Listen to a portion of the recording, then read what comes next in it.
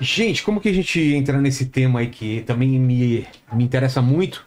Muitos programas da televisão que a gente assiste sobre alienígenas do passado, sobre interferência possível de seres de fora do planeta aqui, né?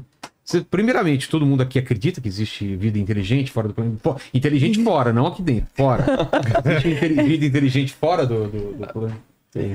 Eu acredito, sempre acreditei. Tem que existir, né? Pela dimensão do universo. A grande questão é se eles estão aqui. É o que a gente vai discutir aqui. Pois é. Mas matematicamente já viram que pelo número de estrelas, galáxias, tem que ter alguma civilização. O problema é onde eles estão. Porque o universo é muito grande. Pois é. E como que a gente entra nesse tema então, senhor?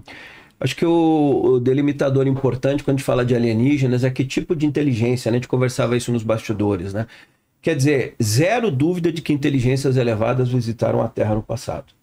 Sejam inteligências angelicais, espirituais, aparições marianas, os anjos, os arcanjos, os budas, enfim. Você vai a todas as tradições espirituais do passado, você vai ter inteligências elevadas. Agora, quando a gente fala de inteligências, quer dizer, isso é extraterrestre, porque extraterrestre, na nomenclatura científica, é seres que saem de fora, que vêm de fora da Terra, mas pertencentes ao nosso universo. Se forem seres que não possuem uma massa de corpo biológico parecida com a nossa, são interdimensionais ou ultraterrestres, ou de camadas de planos espirituais. Então você vai falar aí de cidades espirituais, então a gente pode pegar esse tema inteligência e sim, agora dentro de cada nomenclatura que eu acho que daí evolui a conversa. E aí? Como começamos? Eu vou começar com o History Channel, porque ele que fez a série Alienígenas do passado, que fez esse título aí, ficar todo mundo interessado em saber mais, né? Porque eu lembro quando eles lançaram a primeira temporada com 7 episódios e depois deu tanto certo que eles têm até hoje, né? Tá na temporada, nem sei, já tem alienígenas e anjos, alienígenas do lobisomem. Eu falei, gente, não tem mais nem título chupa-cabra. pra fazer, não tem mais nem título, cara. Leonardo Mas ali eles trouxeram algumas coisas interessantes pro público que não sabia, né?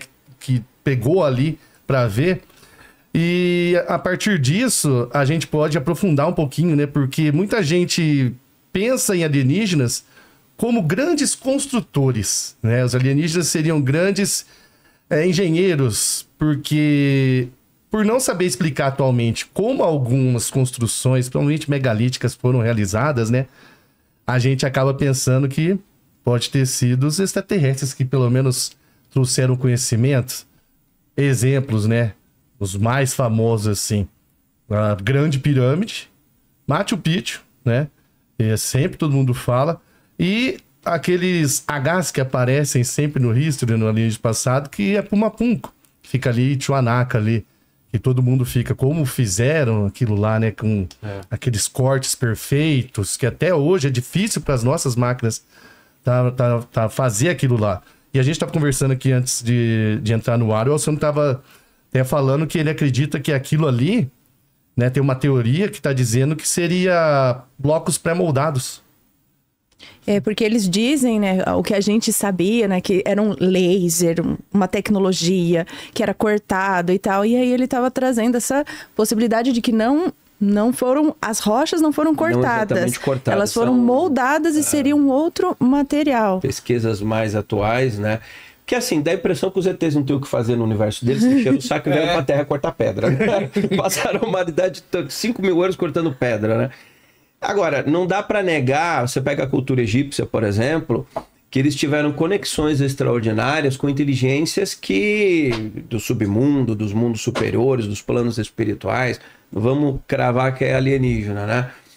E mesmo nos Andes. Você vai ao Império Inca, por exemplo, você tem a figura de Huiracocha, que é anterior aos Incas, bem da época dos Aymarás, anterior a Cristo. Arqueólogos ingleses descobriram, eu estava na Bolívia nessa época, em 2004, 2005, uma oferenda no topo de uma montanha nevada que, em cerâmica, parecido com essa que eu trouxe, tem a figura de Huiracocha, que é um filho de um grande deus que perambulou pelos Andes, ensinando conhecimento, foi embora e prometeu voltar.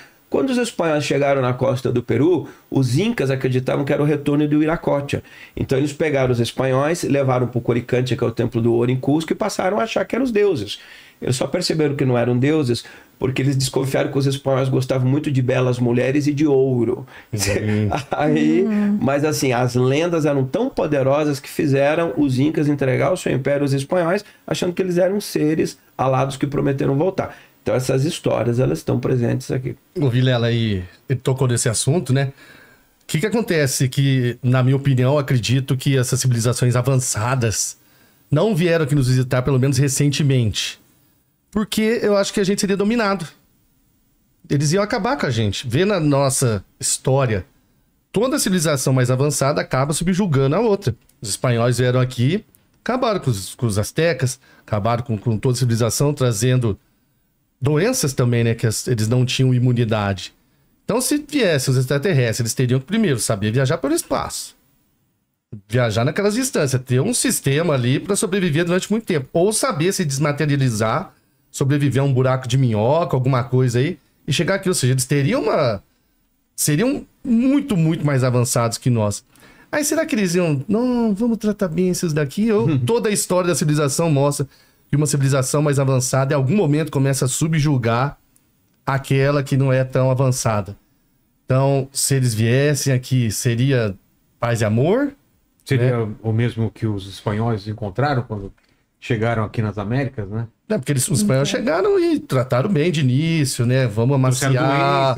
Aí depois, que nem o Alcione viu, opa, o pessoal achando que era Deus, mas gostava de ouro e mulher, começaram a ficar doente, aí uma hora subjugaram e quase acabaram, né, com a civilização ali, com as civilizações das Américas aqui central. Você tem coisa extraordinária, você vai a Nazca, por exemplo, as linhas de Nazca, o platô de Nazca, com a inteligência artificial agora, eles pegaram o mapa de todo aquele platô e descobriram mais centenas de símbolos estranhos. Então você tem, não que as pistas de Nazca, até tem algumas imagens ali que eu trouxe do colibri, de algumas coisas assim, fossem feitos por ETs, mas que os povos, eles tinham essa ânsia de uma conexão com algo que estava além. O Peru é um dos lugares onde você tem descobertas cada vez mais extraordinárias nesse sentido. Você tem aí agora, algumas são fraudulentas, logicamente, mas você tem lá, por exemplo, a história dos crânios alongados, as pedras de Ica, na região de Ocucarri, que são pedras que têm símbolos estranhos que mostram o ser humano convivendo com um dinossauro. Um dinossauro, ali. Tem algumas dessas imagens de fundo. Então, assim, claro que algumas são fraudes, outras não. Desde o início dos tempos, Vilela, a humanidade... É porque, assim, nós entramos numa era de reducionismo científico. A ciência se transformou na grande religião moderna. Então, o que a ciência, teoricamente, não pode confirmar, ela diz que não existe. Mas se eu for estudar os grandes pensadores das áreas da ciência do passado, a maior parte deles tinha uma conexão espiritual ou transcendental, vamos usar essa palavra. Então, nós vamos perceber que a Terra foi, sim, visitada em toda a sua história, em todo o seu momento, e acompanhada por inteligências. Sejam espirituais, sejam inteligências do bem, ou como falou o Matheus, de repente algumas mais agressivas. Você tem histórias na ufologia de seres que deram tiro em ocupantes de naves e que foram revidados com raio e morreram. Então você tem o piloto Oscar Santamaria, por exemplo, tem uma foto dele aqui que eu trouxe para vocês. Quando eu vou à Nazca, ele dá uma conferência para o nosso grupo no Clube da Força Aérea Peruana. Eu tenho uma parceria com os militares lá no Peru, que comandam o Departamento de Pesquisa Oficial de OVNIs para a Força Aérea Peruana. E o Oscar Santamaria, nos anos 80, numa base militar, 2.000 soldados em solo, um objeto gigante começou a sobrevoar a base. E naquela época o Peru passava por um momento difícil na guerra contra o grupo terrorista Sendero Luminoso, então eles achavam que podia ser alguma coisa de terrorismo. E aí o Oscar Santamaria Huerta é o caso mais emblemático da história da aviação militar no mundo. Ele decola com um caça russo Sukhoi e vai perseguir. Durante vários minutos, 2.000 militares, o comandante da base, ficam olhando ele com o caça perseguindo o OVNI. Ele tem autorização para disparar, ele dispara várias vezes, os projéteis transpassam a aeronave e o objeto... Ele se move, faz de bobo o avião, de repente eles desistem, ele desce, o objeto fica mais 30, 40 minutos em cima da base, olhando para todo mundo, e de repente ele acelera e desaparece. O caso do Santamaria é tão extraordinário que teve a conferência de Washington, nos Estados Unidos, que reuniu senadores, militares, e ele foi aqui do Peru para dar o depoimento dele lá. Então, quer dizer, hoje, se você vê isso, é um drone, a tecnologia do Elon Musk. Nos anos 80 não tinha, por mais que tivesse a Área 51 com tecnologia, mas não era nesse nível. Então, você tem histórias emblemáticas mostrando que inteligências... Por exemplo, o Capitão Salas chega a afirmar que OVNIs desativaram setores de lançamento de ogivas nucleares. Ele estava de guarda naquela noite. Então, você tem, assim, histórias perturbadoras, né? Você estava falando aí, né, de pessoas que foram atacadas por alienígenas. Eu lembrei do caso do Philip Schneider, que ele disse que estava trabalhando na base, na montanha Dulce, né, da base de Dulce, quando de repente eles estavam escavando ali o túnel e apareceu ali, tipo, extraterrestres morando ali embaixo. E aí ele resolveu atirar no extraterrestre, o extraterrestre atirou nele, pegou um tiro na barriga aqui, outro na mão, até que ele não tinha um pedaço da mão assim. E aí ele veio e começou a fazer palestras, contando essa história. Ele mostrava como é que tava aqui o abdômen, a mão, e ele contava toda essa história. Aí, de repente, um dia disseram que ele atentou contra a própria vida, sabe? Do nada, assim.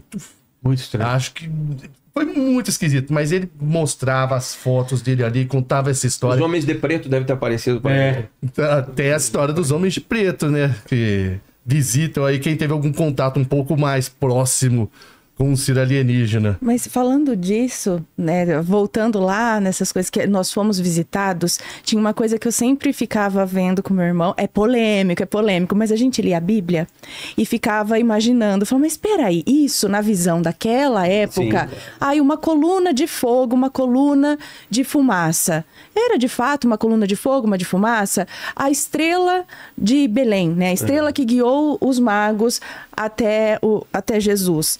Ela precisaria, sei lá, estar mais baixa. Então a gente ficava nisso. Ou o próprio nascimento de Jesus, Maria engravidando sendo virgem e tudo mais. Então a gente ficava, gente, será que foi uma espécie de inseminação artificial? Será que Jesus seria um híbrido humano alienígena, né? Assim, entre aspas, não sei. E aí você falando desse negócio que eles brigaram, o extraterrestre atirou. Sim. Me lembrei do lance de Jacó, que segurou o anjo, é isso? Então, passou a noite brigando com ele na porrada com o anjo. Como, assim, tipo, é um anjo de Deus, não sei o quê, tudo aí desce e você tem que catar o cara, ou ficar na porrada.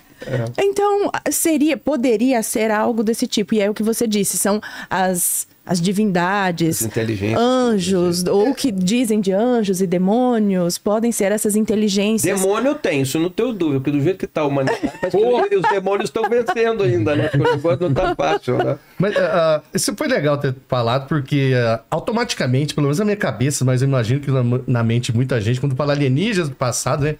Vem aquele ET Grey, clássico, né? Esse tipo, mas a gente pode classificar como alienígena que não é humano, né? Que não é aqui biológico, aqui da planeta Terra. Não veio da Terra. Então, um anjo, tecnicamente, poderia se encaixar. Mas desde que o anjo venha do nosso universo. Sim. Mas se eles não tiverem uma constituição biológica, e com certeza não tem, e vem de um outro universo, são seres interdimensionais. Não deixa de ser um alienígena, mas um alienígena interdimensional, talvez. Fisicamente, né? Tem teorias aí, como a teoria das cordas, que para tentar juntar a gravidade com a quântica, criou ali um sistema que teria que ter 11 dimensões. Mas existem aí outras teorias também da física, da matemática, que dizem que pode ter infinitos universos, um multiverso. Um ato que eu fizer aqui gera um novo universo e assim vai gerando. Vai gerando. E aí eles, nesse caso, se forem interdimensionais, como a palavra diz, tem que vir de uma outra dimensão. Você quer ver o que é perturbador? Nós temos a Terra, 4,5 bilhões de anos. Alguns poucos milhares de anos de uma suposta evolução mais tecnológica do que moral. Imagine que por algum motivo a Terra deixasse de existir nesse momento. Se só tem vida inteligente na Terra, todo o resto do universo perde o sentido. Quer dizer, não serve para nada. Então, assim, você pega aquela foto do Carl Sagan, o pálido ponto azul, quando a Voyager estava deixando as fronteiras do sistema solar, e a foto a Voyager bate uma foto do que era o planeta Terra. Ele pede para virar e tirar a última foto antes de lá no anel de Saturno. No anel de Saturno. Cara, se a Terra deixar de existir, então quer dizer, acabou tudo, não tem mais nada.